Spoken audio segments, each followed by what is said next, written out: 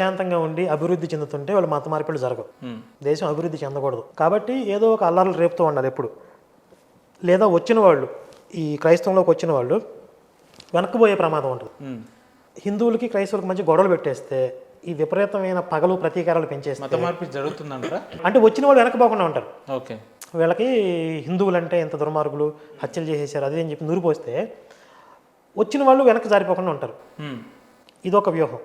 ఇందులో ఇంకో కామెడీ ఏంటంటే వాళ్ళు ఇస్లాం వర్గానికి సంబంధించి ఒకడు మీ అజయ్ గారు అంటే మీ ఛానల్లో మీ అజయ్ గారు అంటే మీ ఛానల్లో ఇంటర్వ్యూ ఇచ్చిన తర్వాతే వాడు పోయాడు కదా. మీ దోస్తా అజయ్ గారు?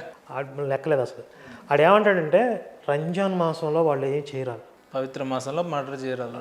రంజాన్ మాసం కాకపోతే చేస్తారా? మొన్న రీసెంట్గా హైదరాబాద్లో బిఆర్ షఫీ గారిని కూడా తీసుకొచ్చినట్టున్నాడు ఆయన ఇన్సిడెంట్ దగ్గర.